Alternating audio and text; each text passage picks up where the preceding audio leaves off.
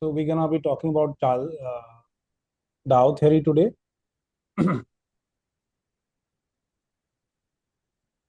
So, do I have to make notes simultaneously, or do I just have to focus on the lecture that you're delivering? Just focus on the lecture. Just focus on the flow of this thing. The pointers. That's it. Rest all will take care of because you will anyways get the notes and all. Okay. Okay, sir.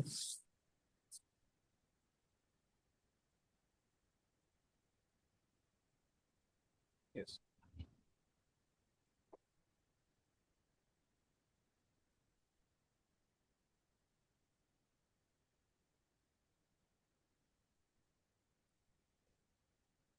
So this is the guy called Charles Dow, and you can take basic notes.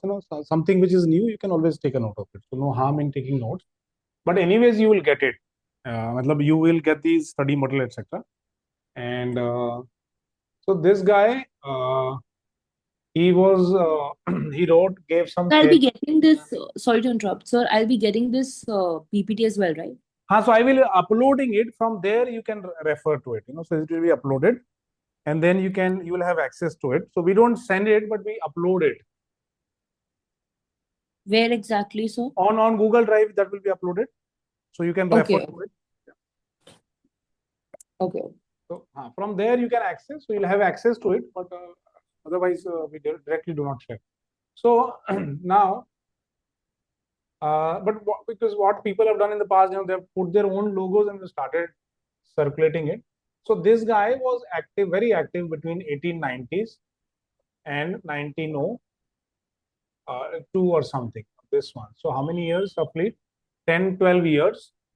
And this is the time when he wrote a lot about.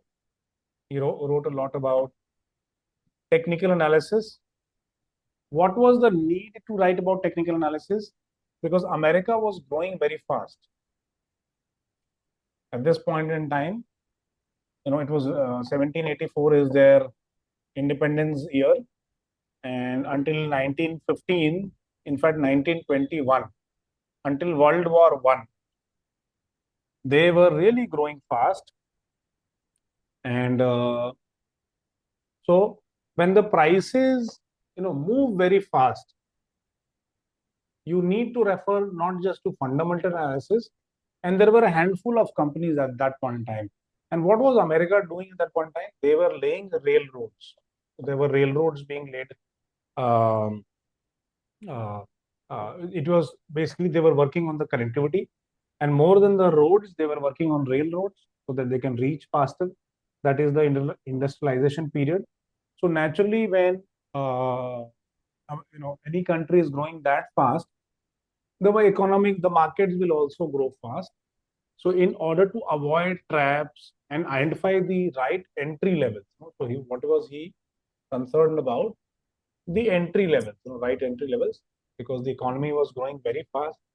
So you had to sort of ensure that which price point can I enter. Prices were climbing up very fast.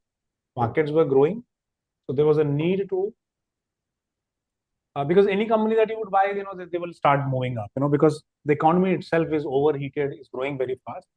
So there was a need to look at reasonable pricing and prices to enter.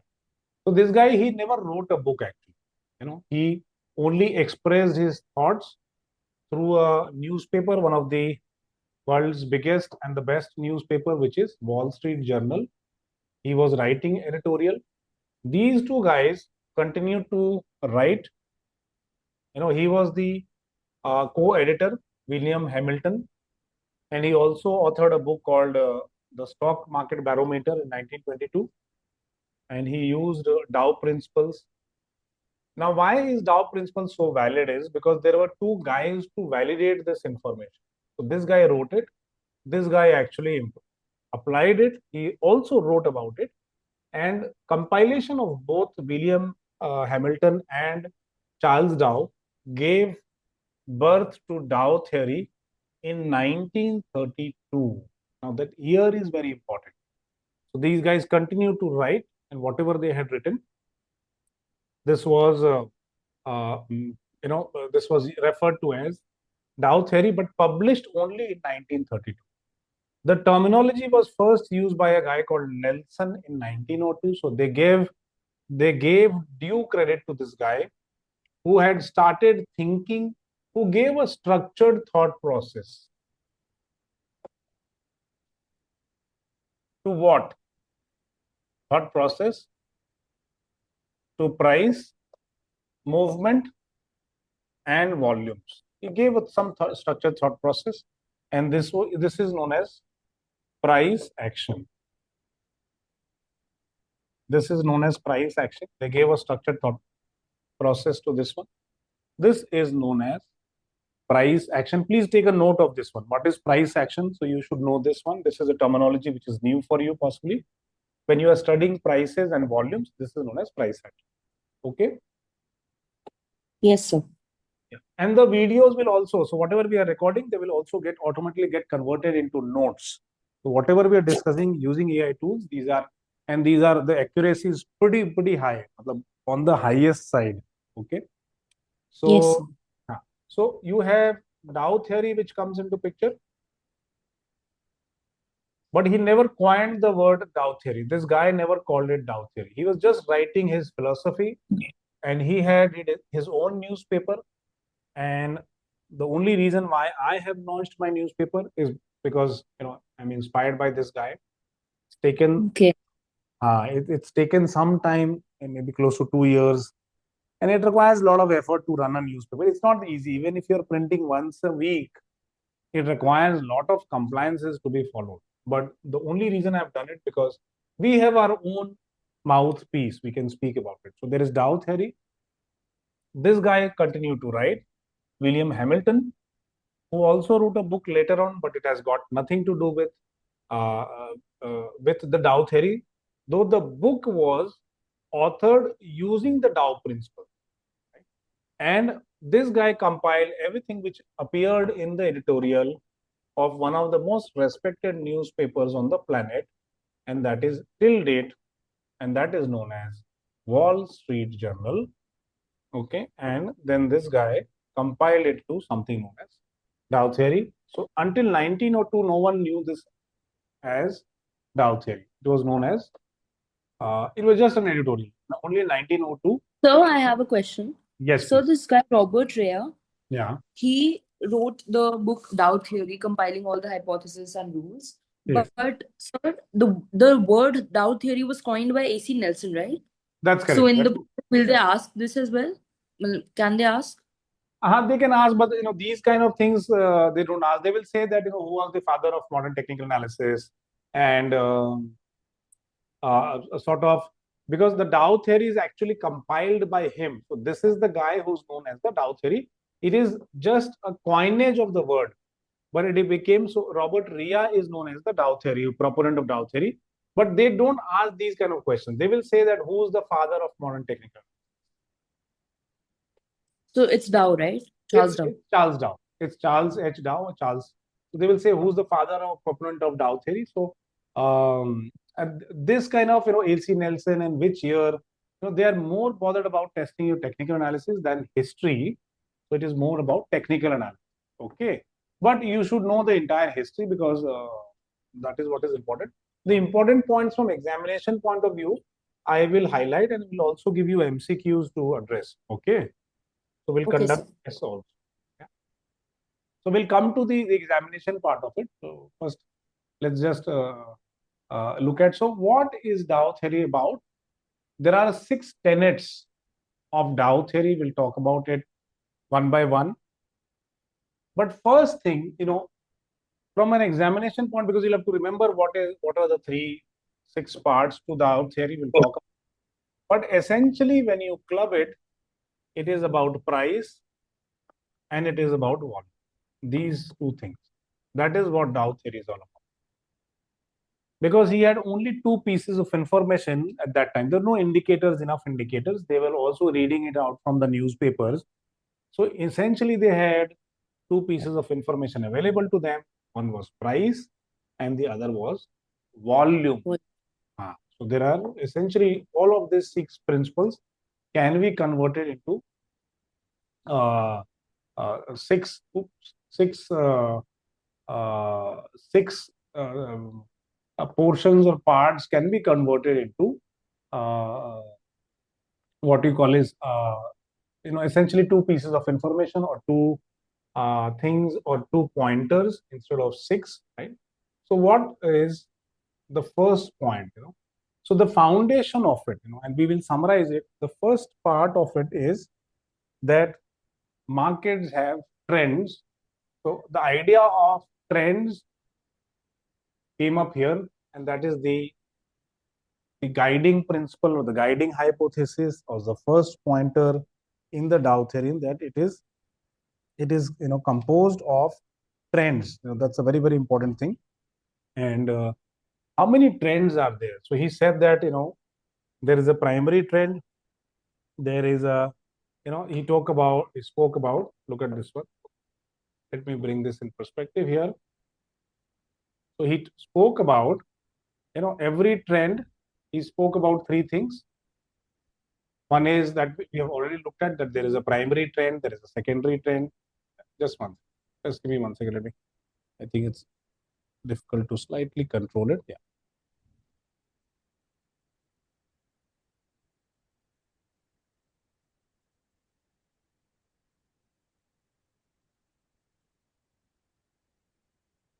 So we have already spoken about that there are three trends. Now, trend is what? Can you tell me what is trend? What is So it's a direction. say that one more time, slightly slowly, because the voice was overlapping. Say that slightly slowly. Yes, Aditi, what is trend? So it's a direction. It's a direction, absolutely correct. So trend in what? Trend of what? The trend about what? What is the trend about? Trend in what? What Price and volume. exactly? Price. Essentially price, and then volume also, yes. So we are looking at, and you are absolutely right, also the trend in volume. We will learn about it. We'll learn how to catch traps in volumes also, but that will come later. So essentially trends in price is what? So when you look at higher highs, higher this kind of a movement, upside movement, or a downside movement, or a consolidation, which you can define the boundaries of that consolidation. Trend is essentially the direction or the movement in the prices. So trend is all about price. Correct? Will you agree to that statement? Yes, sir.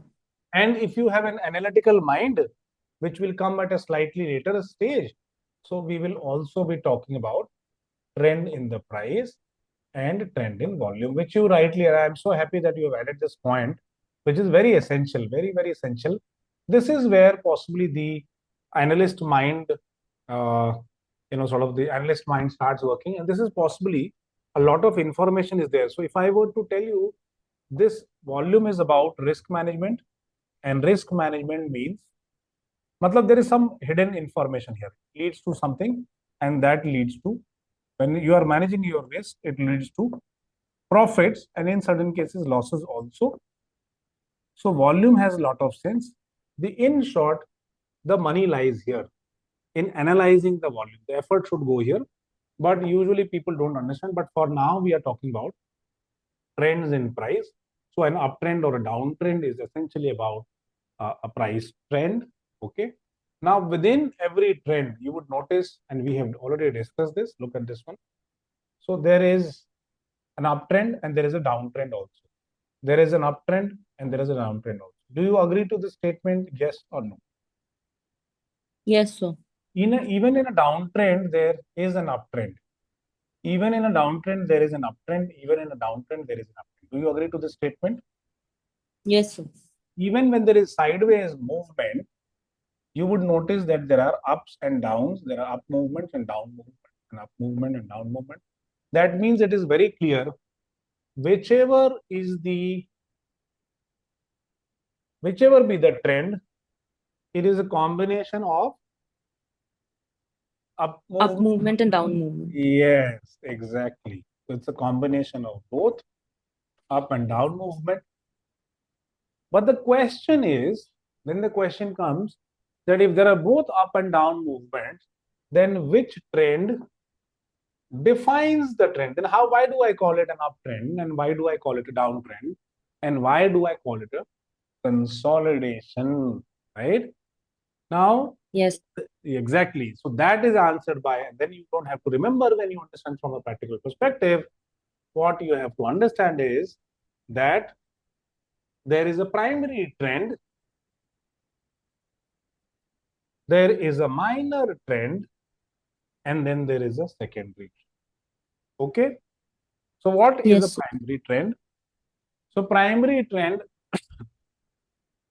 is nothing but the broader direction that it is following.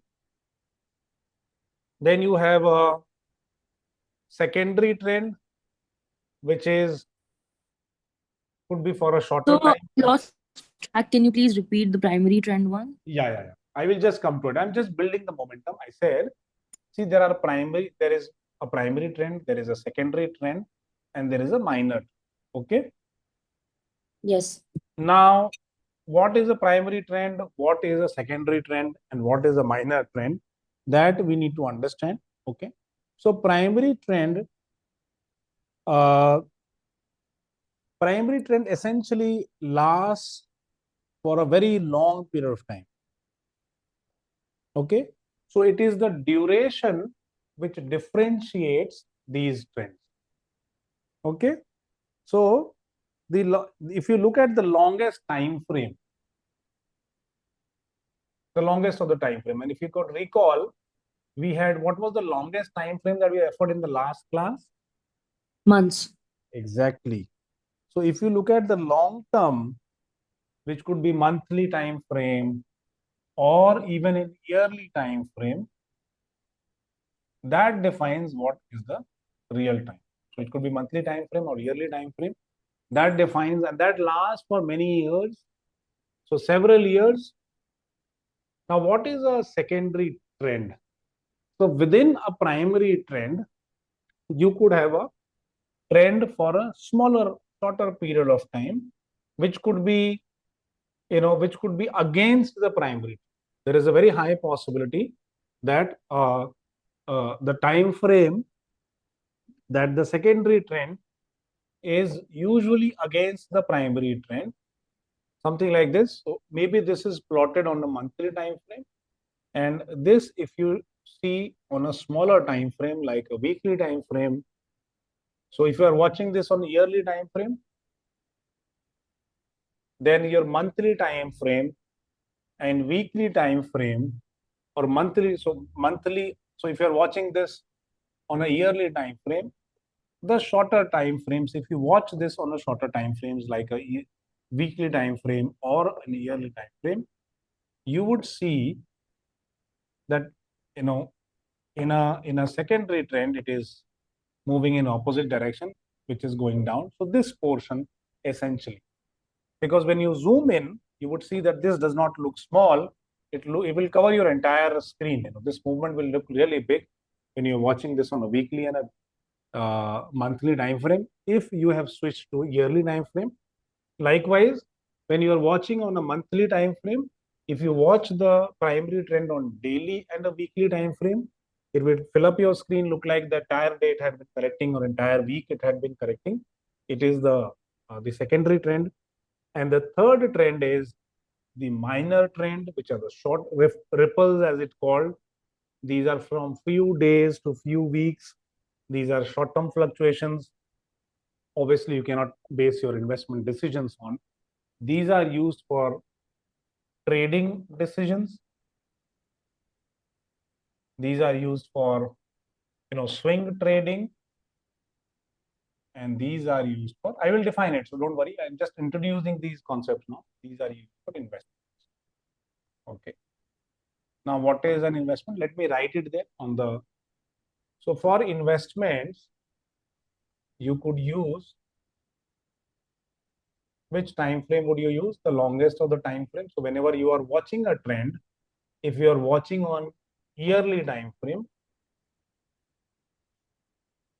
you can also watch on monthly time frame, but let's stick to the yearly time frame because that's how the textbook defines it. So if you are looking at a yearly time frame, you are essentially looking at an investment decision. What is an investment decision, Aditi? How would you define investment decision? So so when we invest into a company or a stock for long term. Yes. So when you are going to buy and hold for different for a very long period of time, for a few years at least. So this is known as investment. So usually invest and then forget it. So long bull run trend or long bearish trends. So if you're watching on the trend, whichever be the trend, then you are looking at investment decision. Then second could be swing trading decision, which is you buy and sell it within few weeks to few months. You don't hold it for years. So if you're swing trading, then you are looking at maybe daily or weekly time frame. Okay? Because they are using yearly as the big trend. So the secondary trading, swing trading, which is your secondary trading, we will look at from monthly, weekly to monthly time. And when you are looking at absolutely short term, maybe intraday trading also. So trading, absolutely trading, don't want to intend and want to hold it for a long period. In fact, trade just between the day. You are looking at the minor trend, and that could be from hourly to daily trend. So as the time frame hourly to daily trend, as the time frame changes, the investment decision, the decision also changes. The amount that you want to, the time that you want to spend invested, the amount that you want to remain invested is defines what kind of trend you should be looking at. The primary trend is for investments. The secondary trend is for largely for swing trading. You hold it for some time and sell it. Minor trend is essentially for trading. Which one of these would be more reliable? If you have to rank it, which of these would be Is more most reliable? reliable. Yeah, So I think the secondary trend. the most reliable one. Then it has to be primary trend. Then it has to be the primary trend. Okay. Primary trend. Yeah. So this is number one. Then Then secondary trend. okay, And then the minor trend. and then the minor.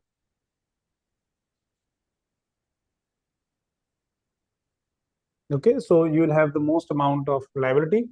So now in terms of from an examination point of view, remember the time frames. This is a trend that will last for years. This is a trend that will last from weeks to months, and this will last from days to weeks. And essentially, this is a trend on a daily time frame. This is a trend on a weekly time frame, and this is a trend on a yearly time frame. So just take a note of this one. Okay.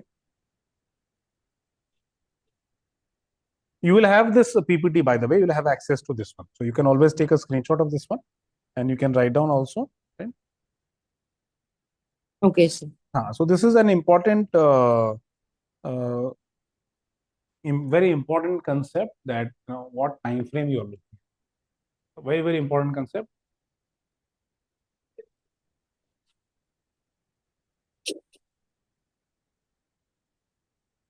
So we're asking something? No, I'm not asking. I'm just taking catching up some breath. I didn't ask. Okay. Yeah. So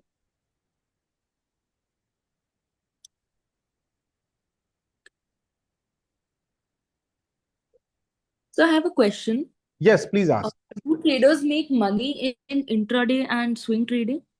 See, Aditi, there are traders, there are successful traders, but that number is few and far because I have heard of and I have seen that there are large firms with good amount of capital, any anywhere greater than 50 crores. Some of them in 100 to 200 to 500 crores scale, and I have seen these guys that some of them make money. Otherwise, these firms would be wiped off. So some of them have existed for a period of maybe 10 years, 20 years. So there are firms which make money, but there are a lot of firms also which had to shut down. So, Because the primary goal that I'm doing CMT for is not working for a company, but it's like putting trades on weekly and monthly basis and earning money that way. So I'm kind of impatient in this money making thing. So okay, I'm not looking for long-term investments that I'll be making and then I'll be gaining money after years, but I'm more into monthly and weekly basis. okay. So, then you'll have to really follow uh, the risk management practices. Okay. So, uh, Okay. so you'll have to, then the strategies that we teach, uh, that has to have a clear cut risk management. So it depends what kind of product are you going to handle, because that is an important concept. So but after doing CMT, matlab, see, are you going to trade in cash market equities, or are you going to trade in derivatives?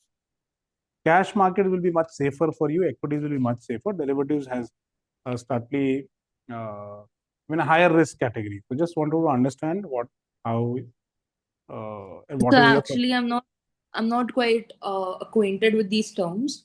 I just okay. know that I want to do forex trading or I want to do commodities trading after CMT. Acha, after. So I'm not sure if they fall in derivatives market or equities market. So there are a couple of things that we'll talk about in detail, because a little bit of mentoring would be required. So first, can we focus on the exam from exam perspective? Because that's one. Second is which products are suitable for you. That is something that we'll have to look at. Okay. And these Yes. strategies, the, the strategies, because our focus, as I understand, is on the exam uh, perspective, because you want to clear the exam, correct? That is one of the goals, correct? Yes, sir.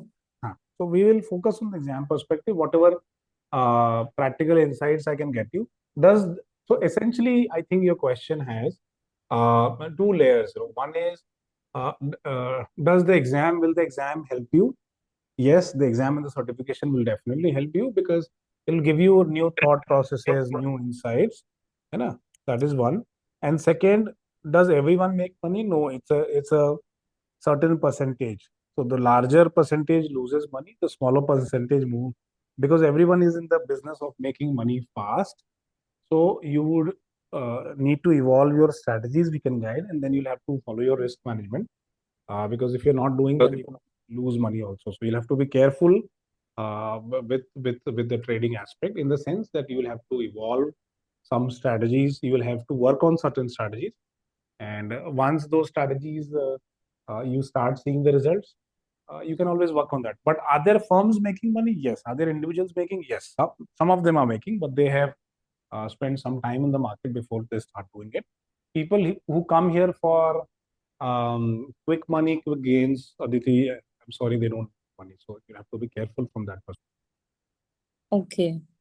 So people, if you are here for a quick gains without learning, without spending some time in the market, then we have not seen enough cases. But if you work hard, if you work on your strategies with the proper risk management and stop loss management, then I think then you could definitely turn out, because someone is definitely making money, no? Then you could possibly turn Yes, sir. out to be a successful investor first, and then a trader. First, understand from a long-term perspective. Once you've mastered the art of long-term investment, then only go into the trading perspective. Now, how Okay. soon you can switch, whether you can switch within 3 months from an investment mindset to a trading mindset, whether you can switch in 6 months. So that all depends on the growth, Aditi, and how comfortable you sort of absorb these concepts. So I will break this problem into two parts. Let's first remain focused on the exam part of it. Okay.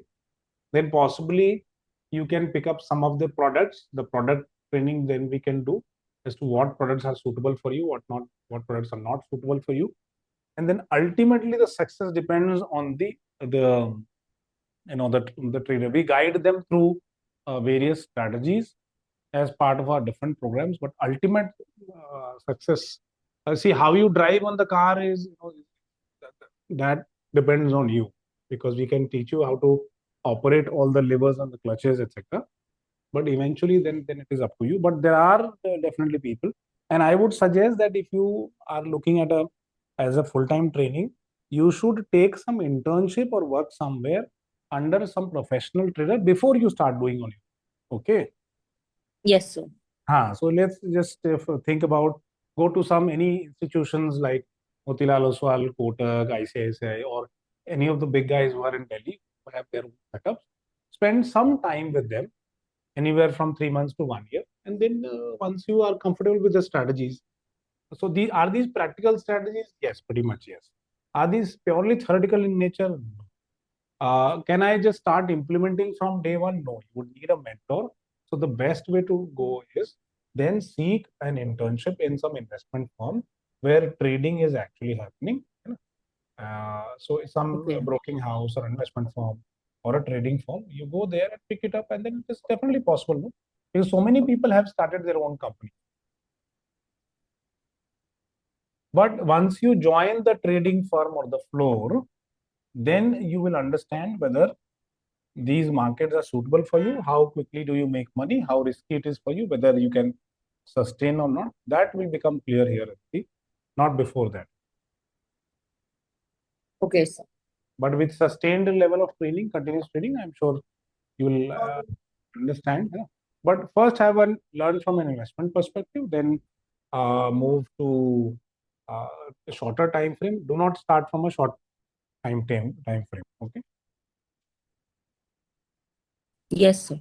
I hope I have been able to add some value to this one. What I am essentially trying to tell you, Aditi, and let me again stress it, that lay stress upon it, that some form of practical internship would be required before you actually deploy your money, your family's money.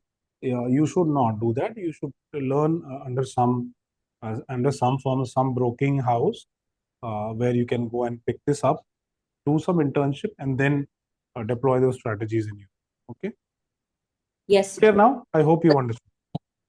Yes, sir. I'll keep that in mind. Yeah, the CMT will definitely help you in finding a suitable job, and then you deploy all your strategies, whatever you learn. It's like a surgery. Can you start doing a surgery after clearing your MBBS and PG exams? Absolutely not. You'll have to go to some hospital, some clinic, work under some surgeon, and then start operating. So it is that process. Okay. And I hope it is clear, right? Yes, sir. Whatever support you require in terms of finding internship and all that, we can support you, but it is essential because you are going to put your real money. All right. Yes, sir. Yeah. So I can also help you with your resume and all. Okay. But first, let's pick up the theoretical concepts before we even think about practical concepts. And then definitely now it is getting clearer that you'll have to seek internship in a practical. Okay. Yes, sir. All right. So now, how does a market work? Say for example, we look at bull market. So there is an accumulation phase which comes when people start accumulating it. Who gets in here at an early stage? This is known as smart money. Investors, institutional investors, people who read a lot, people who are aware of trends, and that is known as smart money. So smart money gets into picture at this point in time. Okay. Then comes, this is when retail investors get in. So the trend followers come in at this stage, and these are insightful investors, early investors, usually called the word smart money. Smart money comes at a stage when no one is looking at it, looking at the trend.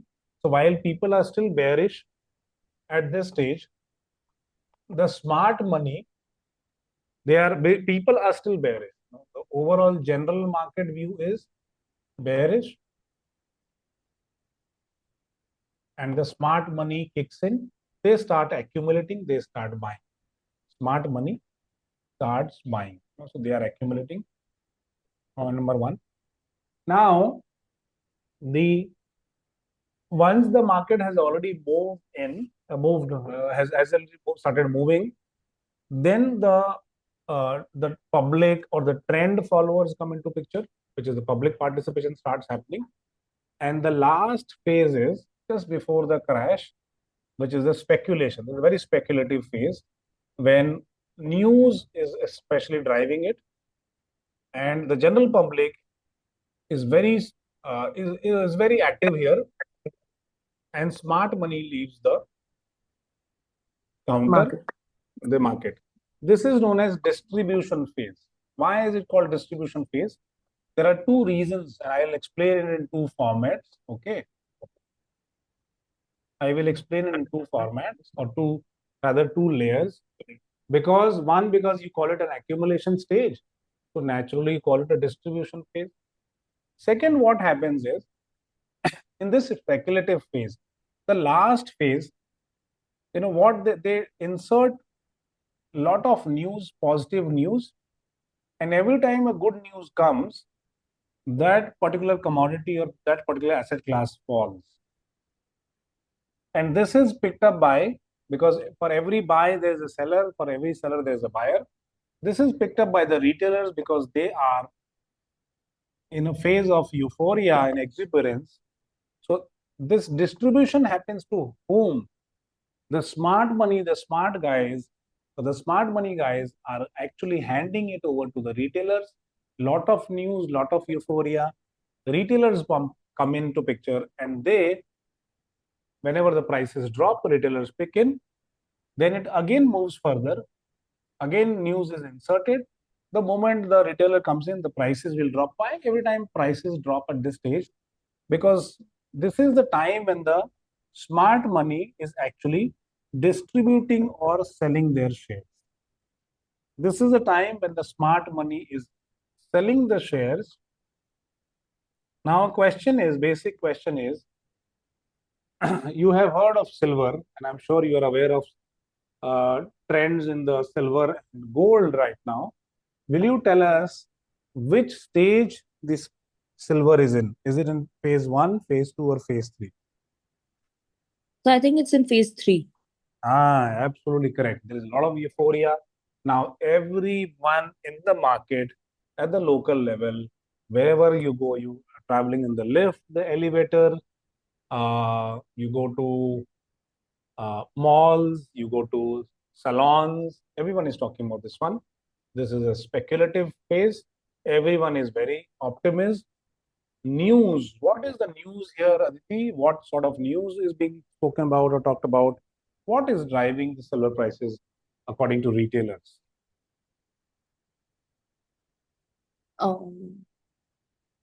So What is the general what news in the market? What is the general news in the market? And keep that newsroom group on mute, because I send messages late night and we have messages coming in late night. It's a community of about 1,000 people. The newsroom group that you joined yesterday, it's a community. Okay. It's a private, so you'll not see the other numbers. So what is the general news? What is the kind of news being shared across? Yes. that the prices of silver will be going to go higher. That is, prices are going to go higher. And what is the general mood in the markets between countries? What is you think driving? What is driving the prices of silver? So what I kind think of political yes, tensions in different geo countries. yes. So these are known as geopolitical tensions.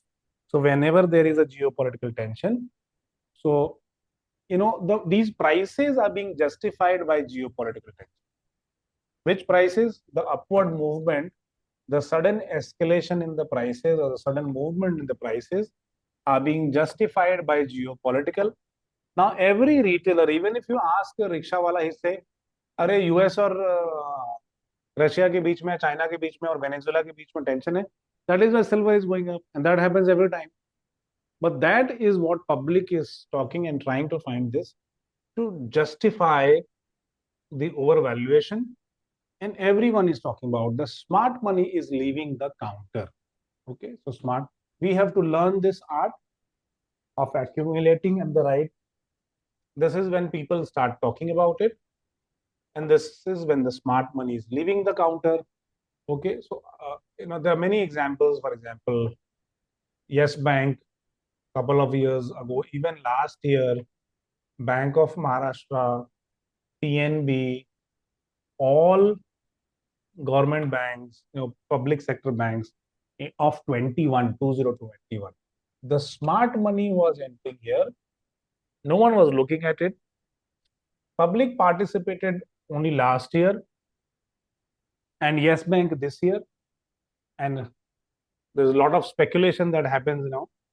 Uh, Whenever they have to sell. So whenever you start hearing only about public sector bank, right now you only hear about commodities and metals. So I don't think we have reached the speculative phase in the Yes Bank.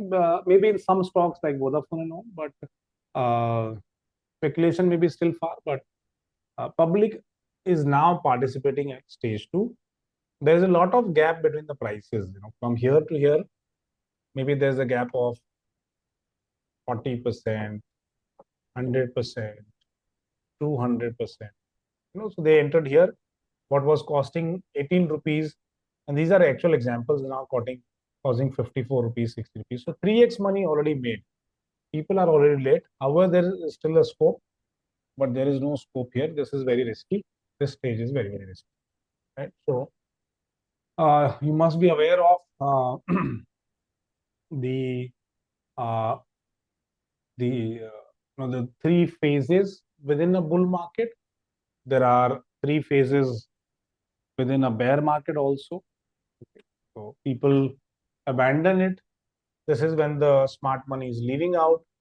This is when the trend followers now exit, and the other guys, they are stuck. They sell in despair or they sell in panic. So this is how the primary market, the bear market operates. Initially the smart money is the first to leave the counter. Point number one. Then comes the people. Then the second set of people, largely people who follow business news, and then they start selling. Then there are the third type of people or third type of investors or traders who are simply stuck to it, and they sell uh, when they lose hopes. Absolutely in panic is what they sell at. So these are the two different types of markets. One is a bull market, one is a bear market. Bull market, I'm sure you know. How would you define a bull market? How would you define a bear market? Question Yes, for sir. you. How would you define a bull market? So when there is an uptrend, it's known as a bull market, and when there is a downtrend, it's known as a bear market. Yes. So if if the Nifty keeps on moving upwards, this would be defined as a bull market. Usually, broad markets or broader sector indices. What are broader markets? Indices like Nifty 50, or even a larger one, which is um, even a larger one, which is just one second. Even a larger one like Nifty 500.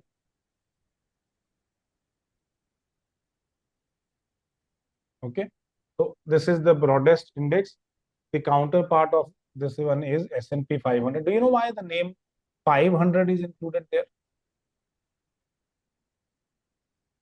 in the So name? I think the 500 stands for the 500 companies that established this Nifty 500. Absolutely. So if you are looking at top 50 companies, it is Nifty 50, and the broadest one of the where you find the maximum liquidity, where you find good companies, where you can execute your trades. If you're not able to sell your shares, then you will get stuck. So where there is liquidity available, so usually up to first top 500 companies of India or first 500 companies of America, these are usually uh, quite liquid in nature. So for every buy, you can easily sell it within few seconds. And when you want to sell it, you can sell it quickly. You can buy it quickly. So usually when you look at the broad-based index or broad-based indices, if they keep on moving upward from the previous level in whatever fashion, because it would not necessarily always move like this. If it creates a higher number, if it touches a higher level, it's in a bull market. If it keeps breaking its own lows, the previous low, if it keeps breaking, then it's a bear market. So usually, on what time frame do you see the bear markets? It could be 6 months time frame. It could be 1 year time frame. That is how you judge it. Because in last 1 year, the stocks have not, the indices have not performed. Nifty 50 has not performed. Nifty 500 has not performed. So usually on these time frames, you look at it. Okay, now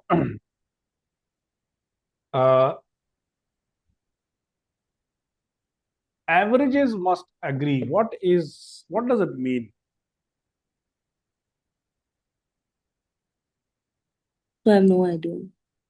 Have you heard of moving average? So I just heard of the term. Okay. He was a very smart guy. Okay. And that is why I give full credit to him. I don't think anyone has spoken about this one. And plus, essentially, he was the first one to speak about. So this wisdom is not a borrowed wisdom, because there was no ChatGPT, there was no Google. So how he could think about this terminology, I'm even amazed. And I am really left in awe and inspiration when I realized that Charles Dow gave this concept.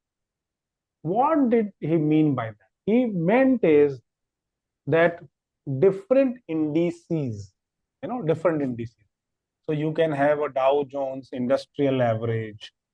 It's a bucket of, or a basket of industrial companies. It's a transportation average. So you have Dow Jones Transportation Average. So you are looking at only at transportation sector companies or logistics companies. So you're looking at logistics sector index, essentially. You are looking at. So I am not able to understand. You're not able to understand? No, sir. Not I will this explain. one. Just give me, I will show you something. So just hold on, okay? When you Okay. look at this index, which is industrial average, which is an industrial index. What is an index? I'll just explain to you in just about a moment. I know this will create a little bit of issue, but let me show it to you practically. If all the indices or all the sectors are moving in the same direction, then only the Dow Jones, Charles Dow says that this is a bullish trend. If all the indices are moving on the southward side of it, then only Charles Dow would call it a bearish this thing movement. What do you Sir, mean I by have a very basic question. What yes? does indices means? Yes, exactly. I am just coming to that. So just give me a moment, Aditi, and let me just open something which is something very important. So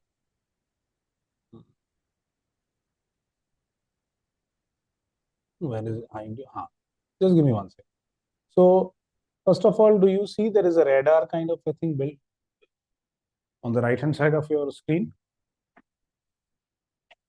Do you So notice can you please repeat? there is a radar kind of thing? It's called screeners here. It looks like a Yeah. military radar, that flight radar kind of a thing. It is always scanning. Okay. Now let me click on that Yes, and sir. let me show you in a practical manner. Then I will also show you on NSE's website. Do you see a word called index written over here? Yes or no? Yes, sir. Correct. Now let's look at this one. Do you see different indices here? What do you think Nifty 50? And I'll explain in a very practical manner also. First, attempt number one, there'll be two attempts made. By the attempt second, I'm sure you will, very sure that you'll understand. But first of all, what do you notice here? What do you see here? Just let me know, what do you see here? What do you think these represent? What could be possibly the meaning of it? It says index, and it says Nifty 50, Nifty Bank, Nifty 500, Nifty IT, Nifty Pharma. What do you think these possibly could represent? So all the companies in the pharmaceutical industry, the Nifty Pharma, or all the banks under Nifty Yes. Bank. Good point. So let me click on Nifty Pharma and let me just close it. Just close that option there. Now, how many companies roughly you see? So you have got Workhard Pharma, you got which pharma is there? This is Aurobindo, this is Laurus Labs, this is Mankind, this is Biocon, Lupin. Do you think we only have these many companies in India? No, sir. There are about maybe 15, 20 odd names. That means, possibly it means that it is an index or a basket or a representation of top pharma companies in India. Would you agree to that statement, even if you are not aware? Will you? Yes, sir. Okay. So you'll agree that you'll not contest that statement that these are possibly the top pharma companies. Let's take another attempt. Let's go and check here. So let's look at, for example, Nifty Auto. Okay. So we see a lot of automotive companies and see it's called Bharat Forge, Motherson, Mahindra and Mahindra, TVS Motors, Sona Comstar. You know which one is Sona Comstar? If you know of the battle between Karishma Kapoor and Priya Sachdev, Priya Sanjay Sachdev, if you know that battle, Sanjay No, Kapoor, sir. Bajaj Auto, Ashok. Do you think these are the only companies which exist in automotive segment? Obviously, no. We have hundreds and thousands of companies in the automotive segment. Let's look at, so then possibly it represents the top companies. Let's go and check out a few more. And let's go and check some IT companies here. And then we'll come at the theoretical definition of indices or index.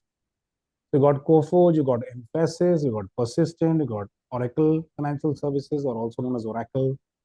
Long-term investment, LTIM, which is Larsen Toubro, you got HCL Tech. But you know for sure that the Indian IT companies, the Indian IT parks, definitely have more names as more names than what you see here, right? So then the Yes. question is, okay, I understand possibly these are the top companies or a handful of select companies, but then what is an index? Okay, so what is an index? Let's go and check. So let's go and check. Let's do a basic check. I will, so maybe I can say NSE indices. And there's a site called Nifty Indices, which as an assignment. So take a note of this one. You will do this as an assignment. You will use ChatGPT to summarize some of the documents and present it to me. Okay. So Yes, not sir. spend more than 15, 25, 10 minutes on that because these questions you will not get in the exam. But if you don't understand, then you'll have to memorize everything. Then it will become too theoretical. So that is what you don't want to do.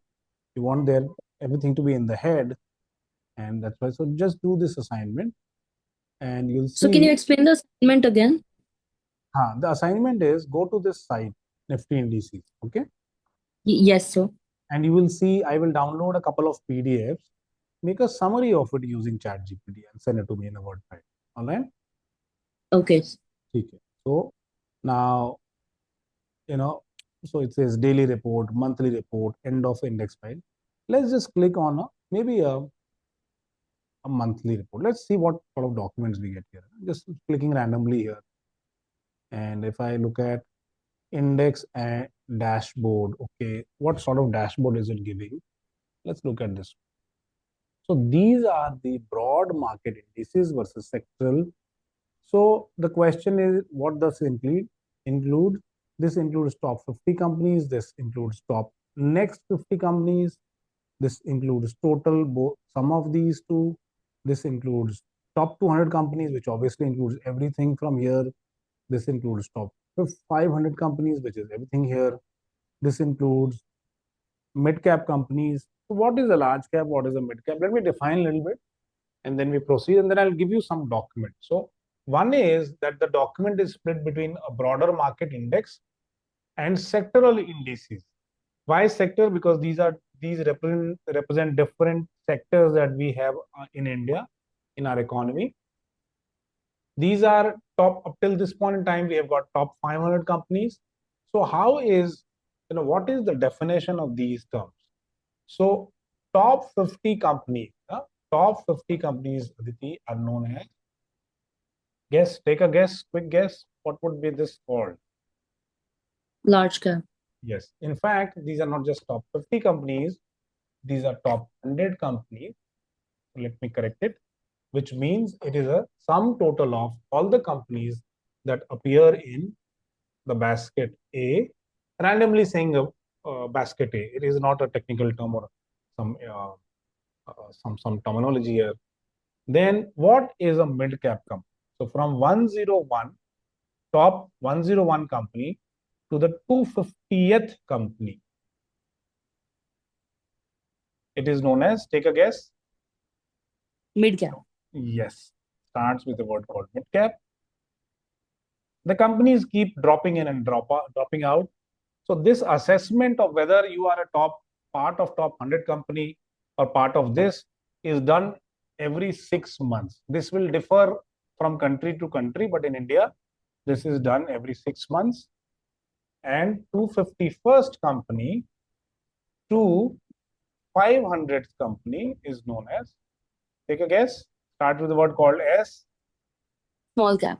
Yes, exactly. There you go. So it's known as small. Perfect. So this is known as small. Okay. So essentially, these companies and all the companies that you see on the top, they're not very different from this. It is just a bucketing basis market capitalization.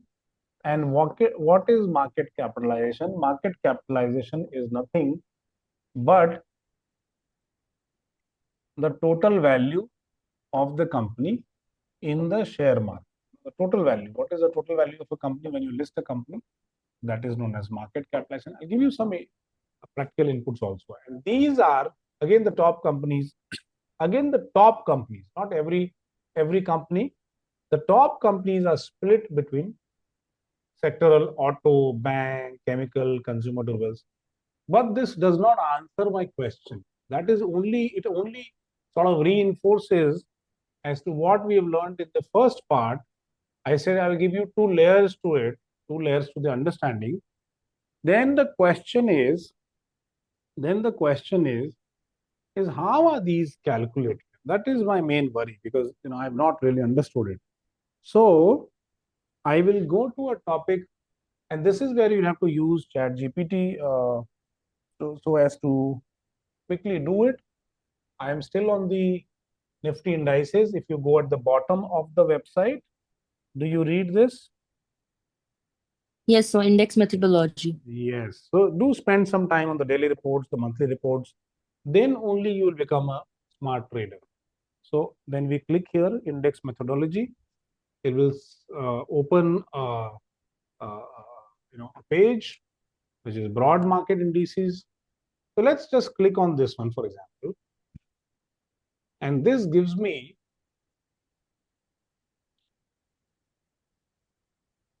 so you just quickly couple of PDFs, just read it, and I think they cover everything. So let's just go to maybe Nifty 50 and see here what definition they give. This is the word, this is the word. Where the impact cost is 0.50 or less than 90% of the observation. So what is impact cost? So if you want to buy a stock for say $100, you are able to buy it at 100.50. If you want to sell the stock, you are able to sell it for 99.50 rupees. Understood the meaning? So can you please explain again? Yes. Yes. I am trying to explain three things here, and I picked up one. First of all, the most important word is it should be liquid. Liquid company. What is the definition of a liquid company? As soon as you want to buy it, you are able to buy it soon, very quickly. The order does not get stuck. And if I want to, so whether you want to buy or sell, the order should get executed within few seconds, less than a minute. The trade should happen very, in a short span of time, the trade should happen. So very short. It should not be in the pending order. It should not get blocked, or should not be in the pending order. It should not be hanging around. The order should we immediately execute. It should have a low impact cost. What is the impact cost? So if I am a buyer, what is the cost for me? If I want to buy at $100, my impact cost is if I am able to buy at a higher price. So I should not, the price, landing price, the effective price on the screen, the buying price, not the brokerage, should not be more than 100.50, 50 paisa. If I am a seller, what is an impact cost? I want to actually sell at 100, but I don't get a higher price. I am able to execute at a slightly lower price. That's my impact cost. It is not more than 50. Understood or not? So I'm still confused. Okay. Again, what is the point here? Impact cost. Impact cost of what? The cost of buying and selling. Impact on what? Just let's break it into two parts. Impact plus cost. Okay. Cost of buying and cost of selling. Okay. When you go and sell in the market, are you able to exactly sell at the price that you intend to, or you get a slightly higher price or lower price? So when you are buying at, say, the market price, you want to buy it, you just punch an order and buy me the stock at 100, but the eventual effective price that you see is 150 paisa. So what is the difference between this one? 50 paisa. 50 paisa. So 0.5% is your additional cost, which is also known as impact cost. It should not be 102 rupees. So if you want to buy a stock at 100, it should not get executed at 110. So the gap between the intended buy price and the actual price should not be more than 50 paisa or 0.5%. Understood? Yes, sir. Yes. Good. Now, as a seller, do you always want to sell at a higher price? Yes, sir. Would you want to sell it at 102? Would you want to sell it at 110? Even if you put at 100, you want to get the highest price, correct? Yes, sir. So if I put a market order that sell my stocks, and if I'm seeing on my screen that the current market price is 100, it should not sell at 90. It should not sell at $80. It should not sell at $70. It should execute somewhere close to 100, which should not be more than 0.5% on the. So for a seller, the loss is it sells at a lower price, but the loss should not be more than 50 paisa or 0.5% of the transaction. Understood now? Yes, sir. Okay. So that is do a quick reading of this one. This will align you with the markets that, okay, these are the various indices in the market, and they'll also tell you how these calculations are done, because it's a 309-page note. So obviously, you're not going to read this on the full page. So use ChatGPT and try and understand the calculation methodologies. For example, look at the index review and eligibility criteria for, say, top 500 stocks. Look at this one. Do you notice this? Notice this. Company should form part of Nifty 500 the time review. So just know this thing. This is not from your exam perspective, Aditi. So only take a quick summary of it. Understood, no? Yes. Just from understanding perspective. Otherwise, your knowledge will become too theoretical. So what are you going to do is push this into GPT. Do you use ChatGPT? Yes, sir. Okay, very nice. So use ChatGPT, upload this document in ChatGPT, make a summary of it. We will spend only 10 minutes, not more than that, reviewing the summary in the next class. Understood now? Yes, sir. And this is an assignment. Please have a notebook for yourself. This is an assignment. This is extra assignment. Will this document, will it be asked in the exam? No. But will you understand indices without understanding this document? No. So there is no point in just teaching theoretical stuff. And since you asked, so let's do it and then look at it. So initial 10 minutes we'll review for all these extra sessions, extra topics and all. Okay? Yes, sir. Once we have covered the exam material, then we can talk in depth. Whatever you want to discuss, we can always. That's not an issue, but our focus is on the material. So now Aditi will move on. Oops, we'll close these documents. This is gone. Okay. So one is the practical aspect. So that was from the NSE NSE as to how those indices are calculated. And here you will see practical aspect. You can choose the stocks from any of these indices, which are two. Either it is a broad-based, which includes the top companies based on the market cap. So these are known as broad-based indices because they are selected based on the valuation of the company in the market. What is the total valuation of the company in the market for a listed company? And what are sectoral? Sectorals are the one which focus on, any particular sector, and then they choose top stocks from that particular sector. Clear now what is an index? Yes, sir. So index is nothing but a list of companies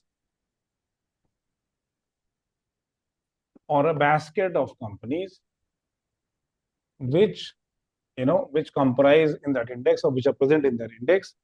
Just to give you a practical aspect, maybe the third layer to it, just showing it to you. If you go here, how do I figure out how many stocks are there in, for example, say Nifty 50? Let me show this to you before we proceed.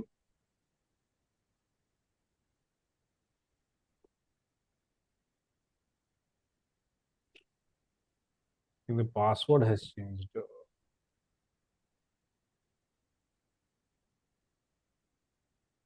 Just one second.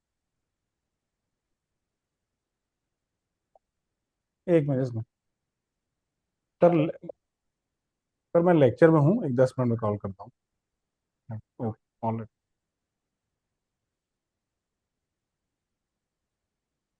So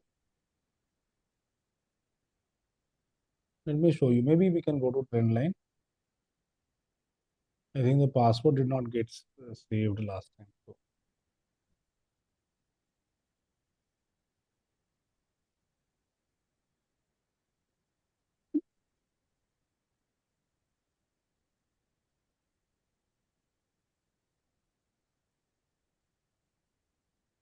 So what is Trendline here? I mean, ये कौन सा app है? This is a nice app where you get a lot of data. So learn to use this one. Just make your this thing your Account on this one. account on this one, and then I'll धीरे-धीरे करके I'll introduce you to.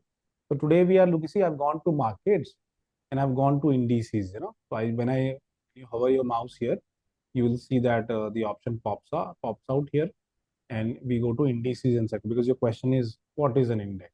Okay, so we go on to Yes. the index, and you see that these are the various indices plotted.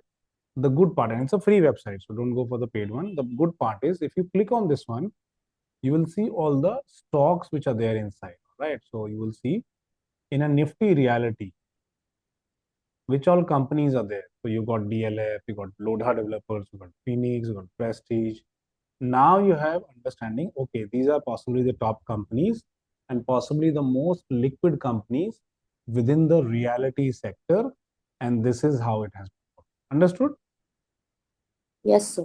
So just review this site in your free time when you're not preparing for the exam, and then I'll give you a good overview of this one. And this is really practical. It's a very nice website.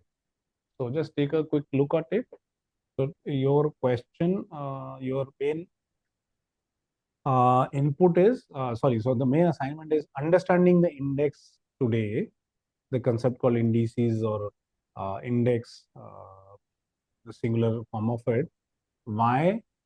Because Charles Dow, 150 years ago, told us that, almost close to 150 years. So he told us that all the indices should be moving together. That's what he said. And today, that is what you see. Look at all the indices. What is the color of all the indices today? Red. What does that mean, Aditi? Bearish. Yes.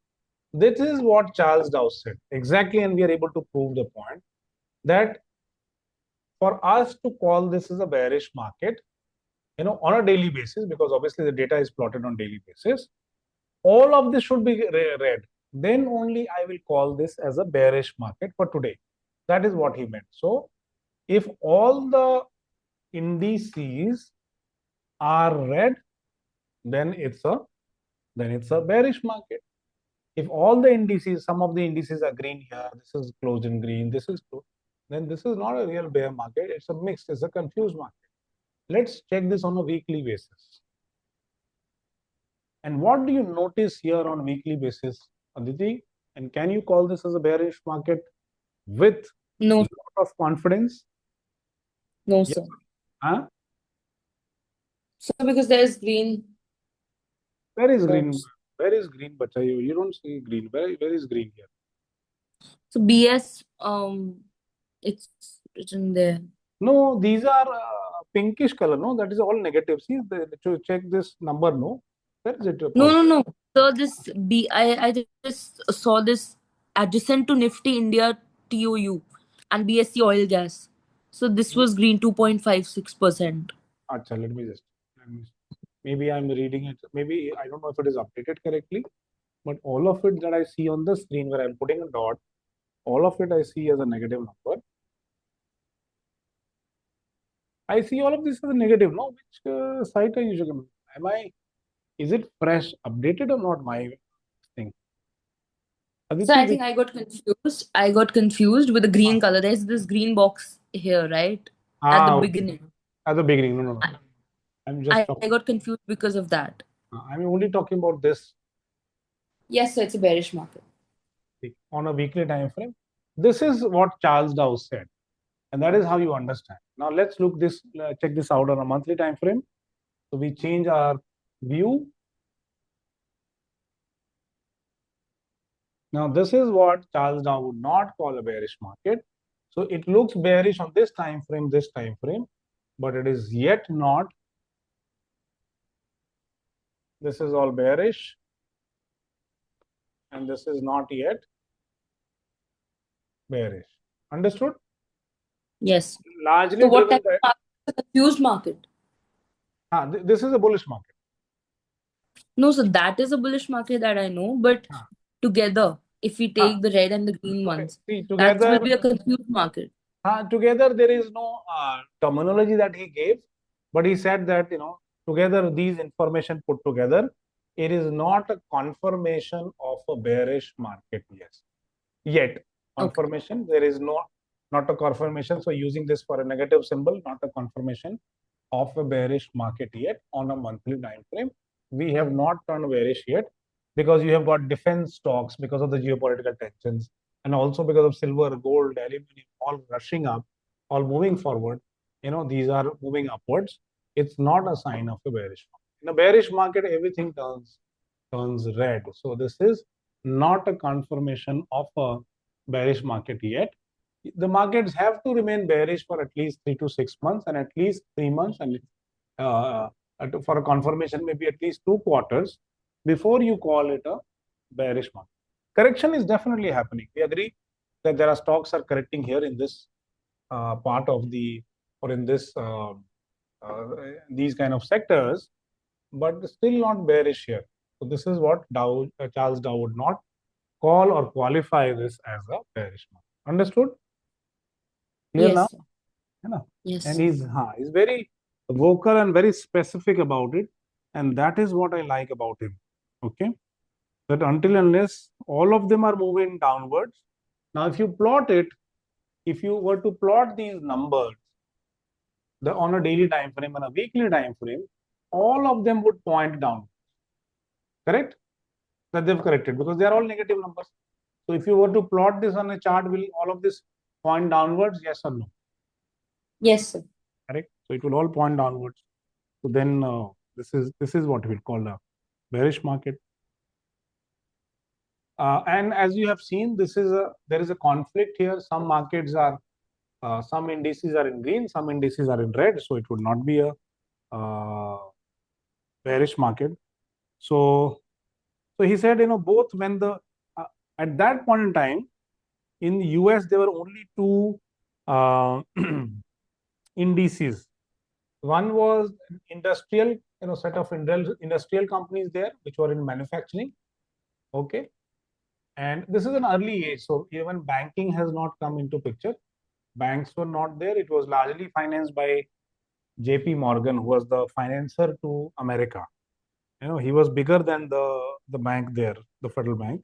And the second sector which was there was, take a guess, which sector is this? Start with, Railway? say that loud, say that loud, say that again. Railway. Yes, exactly. So they were laying a lot of, and if you have seen a lot of Hollywood movies, a lot of Hollywood movies built around railroads, civil wars, fights happening, fights erupting, rail wagons being stolen, etc., etc., or goods being stolen. So only if both of them were pointing upwards, moving upwards, he would call this as a bullish market. Only of both of them. So why these two segments? One was used to produce, the other was used to distribute. Correct? So it reaches Yes, to sir. far end of America and also to Europe. So only if railroads are, otherwise you're just producing and stacking it up. There is no real demand. You're just trying to befool people and you're saying, okay, I will produce, but I'll store it in the warehouse. And this is railroads you are distributing. So both production and distribution is happening. Otherwise, railroads would not perform. If they are not making money, that means these guys should also not be making money. That is the essential sense. That if you just can't Okay. produce and hoard it, if you are, if I want to say lie to you, I will, or I want to trap you, I will just produce goods, keep into the warehouse. But since there is no real customer, since there is no real demand, who am I going to ship to? So it will just be lying in the warehouse, right? So that means if both of them, if shipping is also happening, there is a demand, that means there is a demand, and there's a production. So this industrial represented demand, and this represented, so the other way around. So just give me one second. So this represented supply from the manufacturers. So these guys were manufacturing. So they were obviously the manufacturer's supply, and this represented demand, that people are actually demanding it. For example, say if you order via, depending on which city you live in, there are a lot of e-commerce suppliers. Say for example, there is Meesho, then there is Flipkart, depending on the part of the world or India the demand originates from, or there is Amazon, or there could be Amazon Prime, right? And when I say that you have ordered, it does not mean that you have ordered, or I'm talking about you. I'm just talking in general. So depending on which logistics supplier, and then could be delivery, and there are others. If there is no demand from the consumers, do you think these guys will be running on the roads and supplying the product to the consumers? No, sir. No. So he was a very smart guy. I think one of the smartest guy, and that is why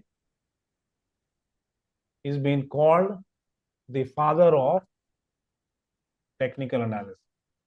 Very brilliant idea in 1896. We think people were fools in in 1800s. They were much more smarter. They had everything. They had all the facilities on the planet. So he said, I am looking at demand, I am looking at supply. Unfortunately, Aditi, no one teaches like this. People don't understand. They will just teach this as a subject. They will just go tick, tick, tick, tick, tick. Okay, there should be. So what Charles Dow said, that there should be, all of them should be moving in the same direction. If they are not moving in the same direction, then there is a problem. So that's what people will go and switch. But they don't understand. They've never understood. The trainers also don't understand that why he was talking about industrial average and why he was talking about, and both of them moving together. So that's a confirmation that is an uptrend. And if one is moving up, the other sector is not performing, that means there is some problem in the economy, and I would not call this as a bullish market. Understood now? Yes, sir. And I will show you some evidences. I will show you some evidences which I have collected. So it is not that I'm just making up the story. I have evidences from 2021 also. I will insert in the graph and in the PPT, and I'm going to show it to you in the next class, that why do we have evidences from the Indian markets.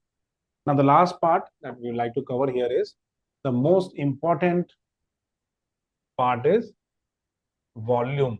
Volume represents what? So volume is what? It is the sum total of buyer's quantity and seller's quantity.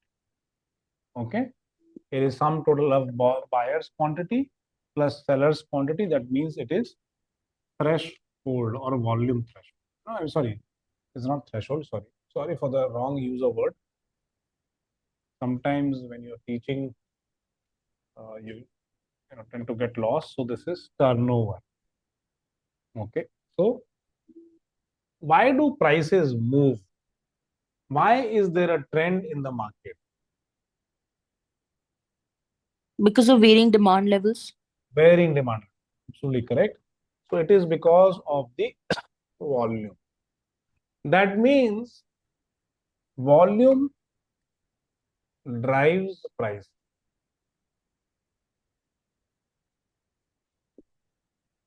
Just give me 1 second. Just give me 1 second. Call from my mother, so I'll just check if there's no. The only.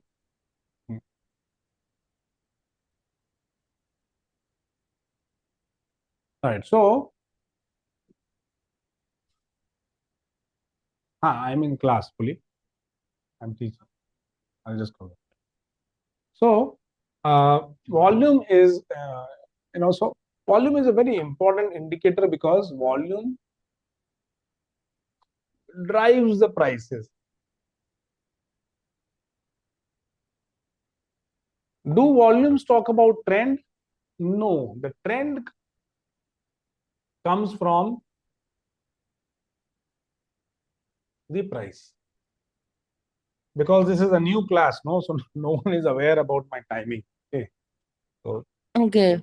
usually I update them that this time to this time I'm in a class. So usually family does not follow.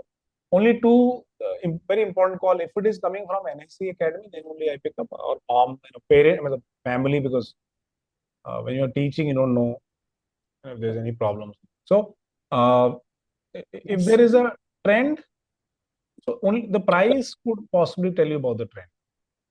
Volume confirms it, whether the trend is correct or not. So obviously, for prediction part, you look at the prices, and for confirmation part, you look at volume.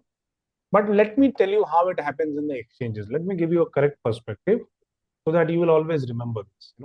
First, the first step is people punch orders. So they will put their what quantity they want to buy, say 100 quantity they want to buy, at what price they want. Whenever you are punching your order in your trading system or on the broking app, at what price you want to buy. So this is a combination of or multiplication of. So this is the total amount that you need. Right? It should be in your wallet, or it should be in your trading system, or it should be in your account. It's a multiplication factor. But first you decide how much quantity you want to buy. Very important factor which people don't tell you. So, and it is the volume. So if you punch a lot of orders, buy a lot of quantities, then obviously the prices would jump. If you sell a lot of quantities, the prices would fall. So volume is very important concept because people tend to ignore this factor usually, and we have started emphasizing on the importance of volume because it's an important confirmation. So it says that volume is a secondary indicator. That means first you have to look at the price, and you have to look at then the volume as a confirmatory signal. That is there a volume when the prices are rising? What does it mean as a secondary indicator? So let's understand. So it is there essentially, Charles Dow essentially defined the sequence. Okay, which one should I look? Should I look at price first or should I look at volume first? So he said, look at price first. Isko aap likh lena. This is important. Okay. So look at Yes, price sir. first and then look at volumes as a confirmatory signal. It is only a secondary signal. First, look at the price to decide the trend and whether the trend is supported by the volume, yes or no. So here is a summary of it. If the prices are rising and the volumes are also increasing like this one, that means the trend is a strong one. Very, very important. Also valid till date. Almost 150 years gone by, still very valid. Second point is prices are rising, but this is falling. That means this is not a strong trend. You will see footprints of this. I will show you footprints, real examples, and we will randomly pick up the stock on TradingView. Have you already opened your account on TradingView, by the way? Yes, sir. Perfect. So do this as an assignment. Can you find on a daily time frame where the stock prices are moving up, but the volumes are falling? So this case, just check and I will validate and then I'll show you examples. Take this as an assignment.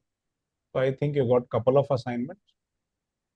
And using the AI tool, I will send you the summary in some time. We'll also have notes.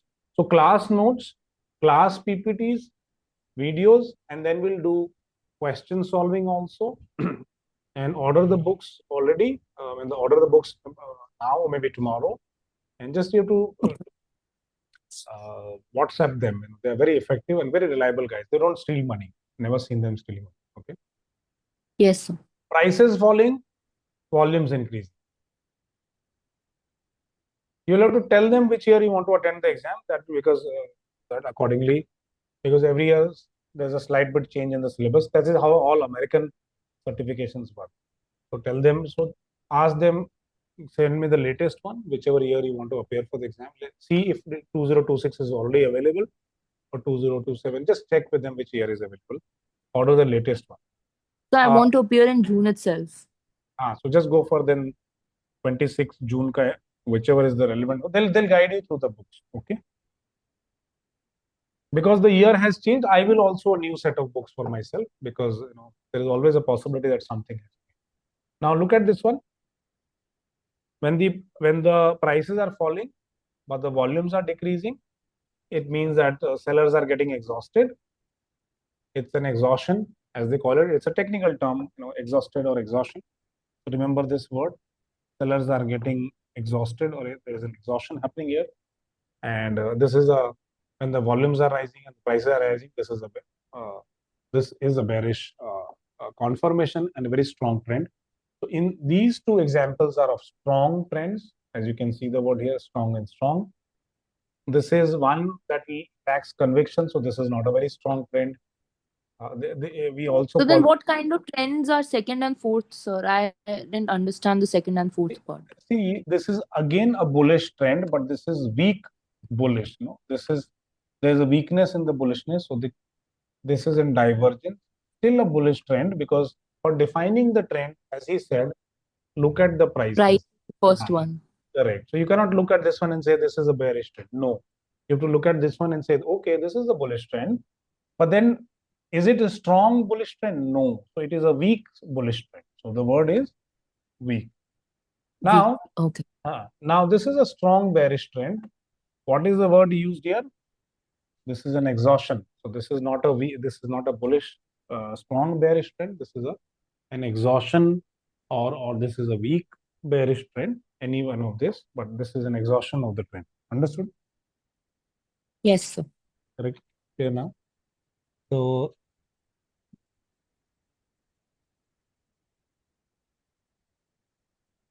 just give me 1 second. I'm looking at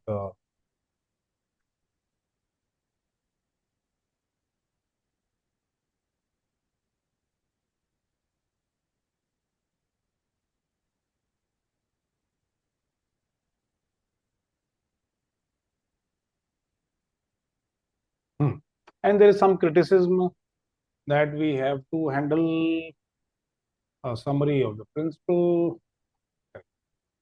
So, all this will cover and then will stop. So what is that time now?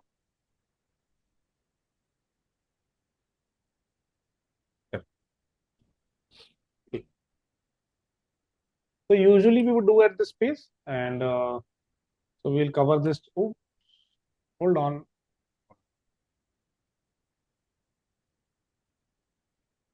So this we have covered now. Few more slides. So one is the assembled framework, which means so this is overall. So this is a summary of it. The trends, various types of trends that you see here. One is the bottom part of it, the market bottom. Then comes an primary uptrend, which is on a yearly cycle. Then you have secondary trends, which are these corrections, which are on weekly to monthly. And then you had, which was the last trend? Minor trend. Minor trend, which is you see on a daily to weekly time frames. That we have seen already. Now we move to the next topic, which is the next slide here.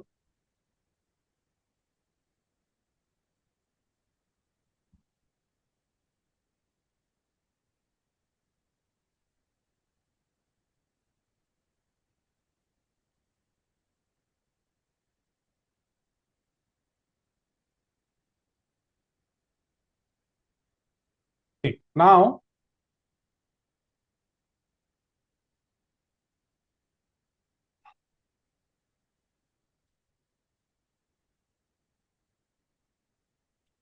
so Charles Dow and Robert Rhea and Hamilton would say that you should focus on the primary trend, not on the short-term stories, on the short-term noises. So you should focus on this overall, the long trend. You should not focus on the secondary trend or the or the minor trend. But I think in the modern world, there are all sorts of trends being followed. There are all sorts of trades being done, and sometimes people make more money in the short run than in the longest of the run. That is, we have seen between 21 and 23. If you were not invested between 21 and 21, then you would have lost a significant percentage of your portfolio because you are not there itself. So, but is that a part of the primary trend? No, it is just few years. So he said that the shorter time frame is dominated by randomness and emotional noise. But they focused. So their focus was on long term, looking at the primary trend, deciding what is the primary trend, which is the long term trend, and then investing. But I think in a fast world of computers and algo trading, I think there's a conflict here. And what are the criticism of the Dow theory? So Dow theory, one, that it is lagging in nature, that you are looking at confirmation, the prices may be delayed, the averages may be delayed. So you are looking, so it is lagging in nature. It does not have a predictive value. You look at the historical prices, and then you decide what is the trend of whether they are in sync or not. And so that's one of the criticism of Dow theory. What is the other criticism of the Dow theory? That so the other criticism is that it misses the extremes, so it does not pick up the absolute top or a bottom of the market movement. So you're never able to predict the top, okay, or you're not able to predict the bottom of a market movement. That is not possible. This is the criticism of the Dow theory. The Dow theory. There is a lag in deciding whether you are in a primary trend, whether you are in a secondary trend. You're not able to decide on the spot in the real market, the real time. It takes some time. If the trend is changing, say from a bullish market, a long-term bullish market, the primary trend is changing to a bearish. It means it takes some time for maybe you realize here, maybe you realize here.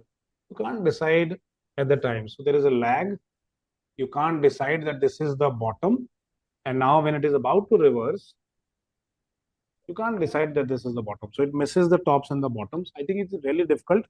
But that is the criticism of the Dow theory, and it largely comes from point number one, because there is a lag in decision. You wait for confirmation from all the moving averages, from all the indices, the Dow Jones Industrial Average and the transportation average. When they are in sync, then you will say that okay, markets have started cooling off, or markets have started correcting.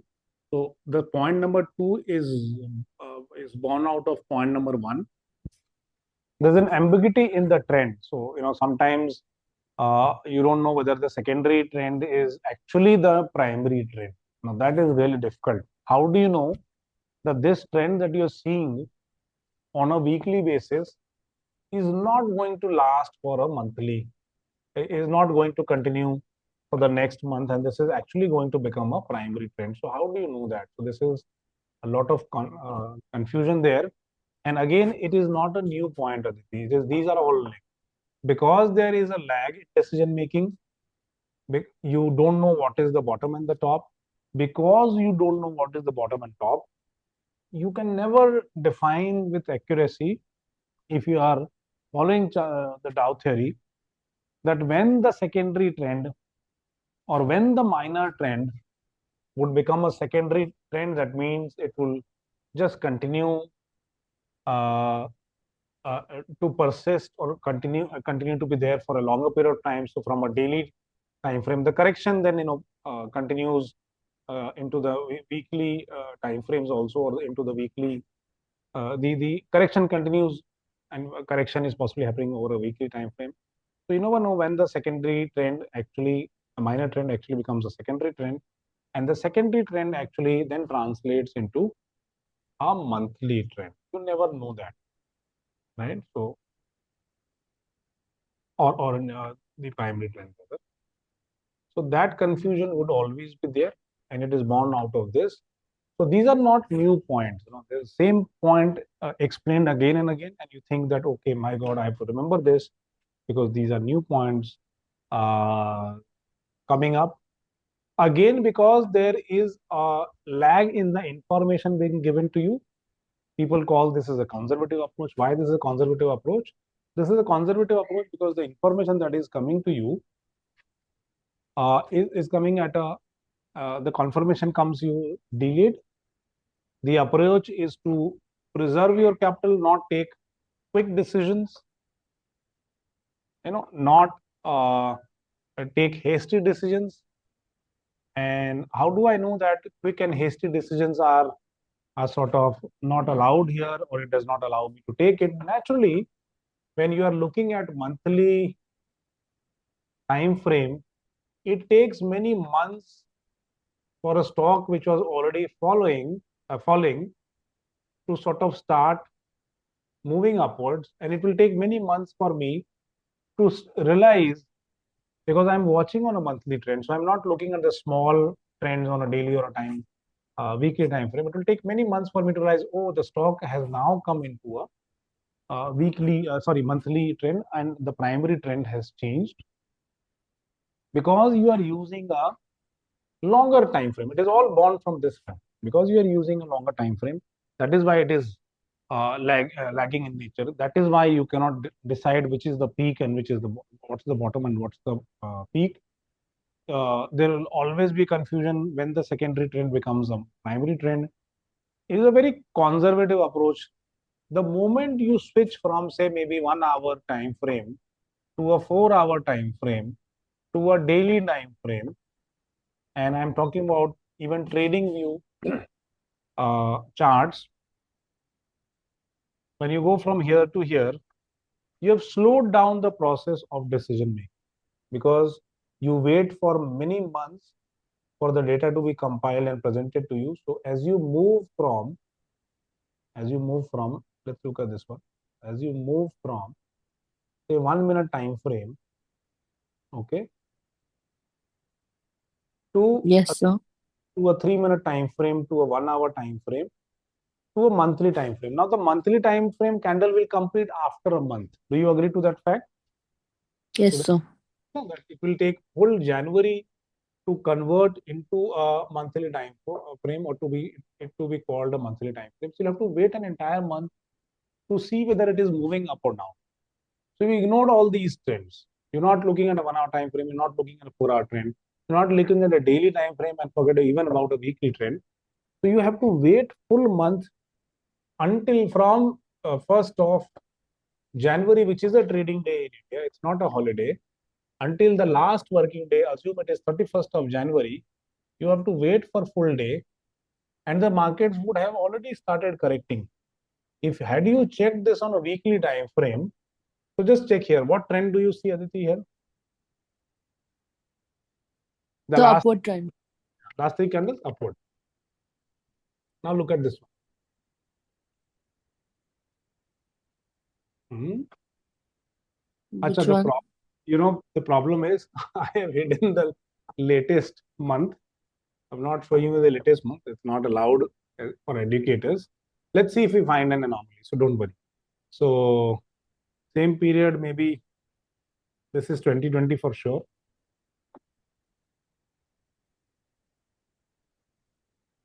Look at this one. Where is 2020 gone?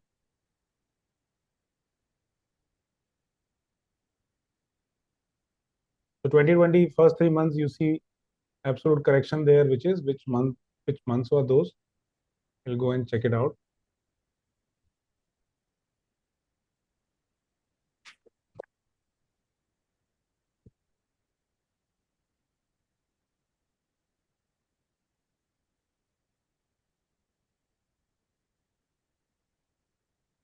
Still searching. Just give me one.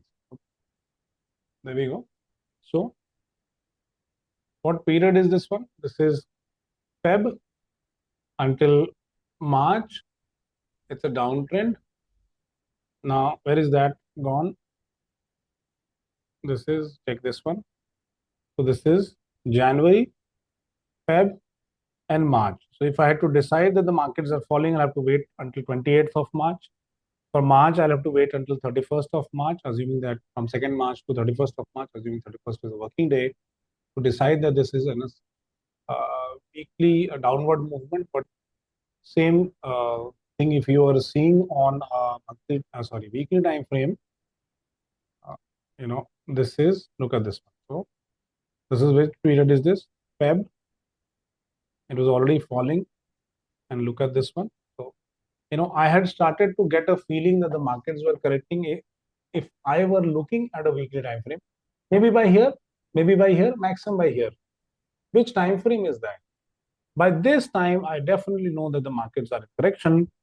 And that's the weekly time frame. That is as early as the week of 9th March. But if I had to decide that on a monthly time frame, Aditi, I would have to wait until 31st March to call it as a declining. Understood now? So bearish candle on a weekly time frame will come, and I'm looking at the large red candles in the week of 9th March itself, whereas I would have to wait until 31st. So there is a lag involved there, and I'll show you more examples later on. So this is a conservative approach, obviously, because there is time. So all is born of the time lag.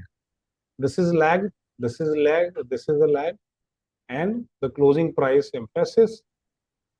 So intraday it is not looking at, it is only looking at the closing prices. Okay, they are not focused on price swings. They are only looking at the final closing prices, and they would not look at the small changes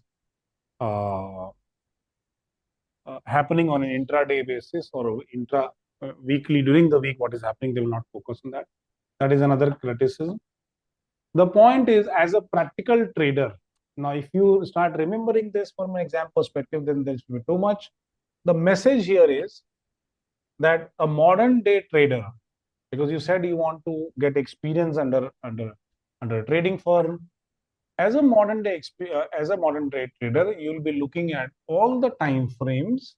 This is what we teach in the classes, but as a criticism of the theory, because what Charles Dow said is that only look at monthly time frame. If you decide this is a monthly time frame, then find the correct price to buy it, because that is what trend is all about. Finding the right prices. Maybe you can buy here, maybe you can buy here, you can buy at a dip, provided only if it is monthly trend is upward. You can sell the stock, you can get out of the stock if you realize this on a monthly time frame, but where to sell it? Maybe you can sell somewhere here, maybe you can sell it somewhere here, maybe you can sell it somewhere here. So look at the price trend, decide a price point to exit.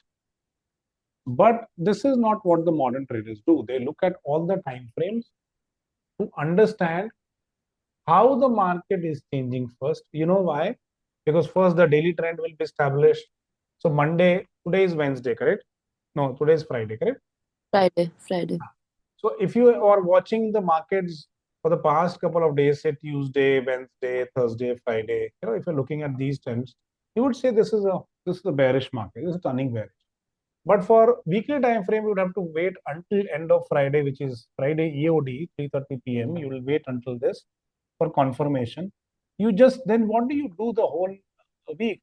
Should you just wait for Friday? And no, as a modern day trader, you'll be looking at charts on a daily basis also, on a weekly basis also, and then on monthly basis also you would be looking at it.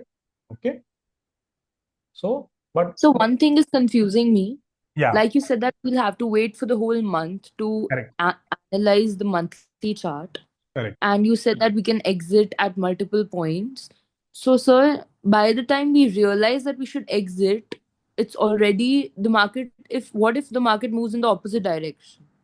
So the markets are already crashing, correct? Yeah. So that is an ideal price point to exit. Whether you will get an exit at when the prices are rising, that is not known. But usually you will see that in a crash, whenever the prices pick up a little bit, people start exiting. So that's an ideal price point. Whether you will be able to exit or not, what if the prices tank like this, absolutely like this, and there is a few sort of blip on the upside, and then it tanks like this. So that's a real panic situation. But usually you would see, Aditi, that it falls and then picks up and falls and pick up. At some point in time, people start deciding that they have exit. So when it rises few points, few percentage points, people exit. Usually people exit on the climb side of it. People who do not exit get stuck. But that's an ideal situation. Will you actually get that kind of situation? I don't think so. Understood? Okay. Yes. So it depends whether you get an opportunity or not. It is pretty much possible that you get stuck. But this is what is the practicality versus the theory. The theory says only look at the closing prices, and closing prices of what? Just whichever candle you are on. So monthly, then you look at the closing prices. Weekly, then you look at the closing prices. Monthly, then you look at daily, you look at the closing prices. But that is not the only message that he's talking about closing prices. No, no, no. The hidden message here is, the real message here is that, when you are looking at closing prices means you will wait until January 31st, 2026 for confirmation. This is what you would do if you were in 1896, 1900s. But in the modern age, you would look at different time frames to get an early warning signal. It's known as early warning signal that have the market started correcting. For the last 3 days, it is already correcting. Will it continue to correct until Friday? Will it impact the sentiment until January 31st? Those kind of assessments start because of computers, because of real-time prices. That was not there that was not there in in 1896 or 1900s. Why? Because not everyone has access to prices. Please understand why this one. Why he had to come up with a theory? If you introduce computers in 1896, he would not talk about this. So why was he talking about closing prices? Because whenever the markets would close around 3:30 p.m. in the US or 2:30 p.m. maybe, at that point in time, it will go to the press. He was also owner of a press. He was also a publishing company.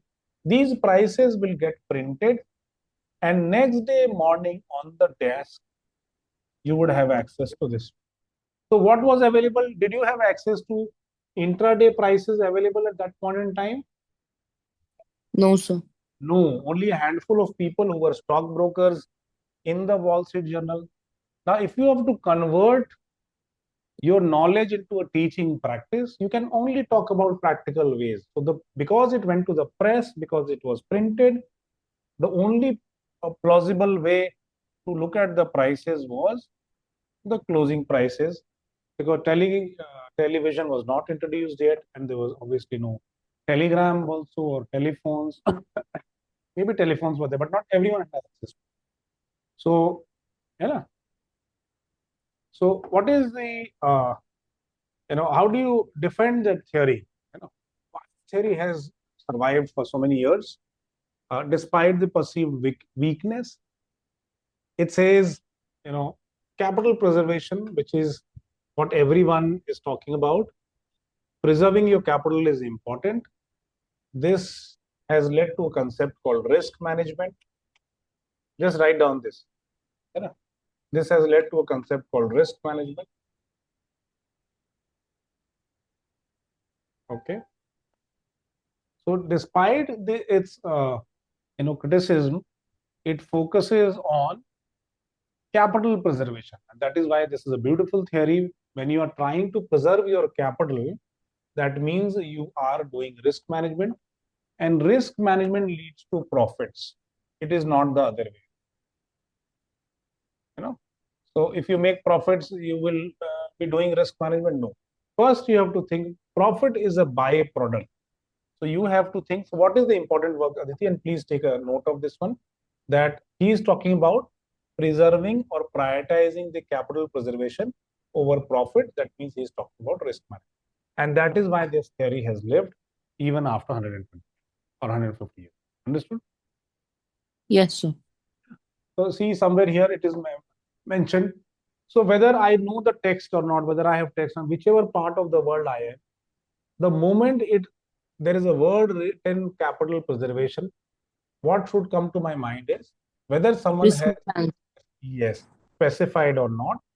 Risk management means this is step 1. Step 2 is profit.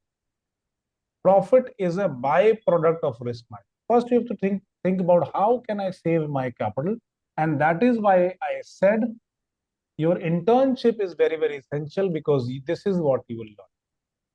And this you can learn only in a job, in an internship environment. You learn how to protect your capital. This is what Charles Dow spoke about. This is what all the guys on the planet spoke about. So this is very, very important.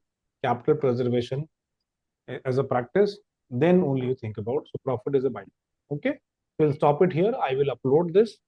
We will look at all the theories, the 6 tenets. We'll make a sum of it: 1, 2, 3, 4, 5, and I think these are letters. So there are 6 theories which we'll be looking at. So next time when we start, and so can we then do this next class on Monday? Is it okay? Yes, sir. Because I'll get some time to relax. So Monday we'll do this, and same time, Aditi, 4 to 6. So we'll stop here. I'll send you the recordings. Maybe by tomorrow, maybe late nights. We'll see. I'll send it to you. Okay. Okay, sir. And can you please send the link for Google Drive as well, along with the recording? Everything I'll set it up for you. So I will need some time, Yes, so sir. Sure. I'll set it up for you. I plan to do it, after my classes in the evening. Once I'm fresh, then I will find some. So sometime between late night to early morning, I'll set it up. Okay. Yes, sir. That's no problem. All right. Take care and God bless you, and see you soon. Thank you. And Thank bye-bye. you, sir. Bye. Thank you.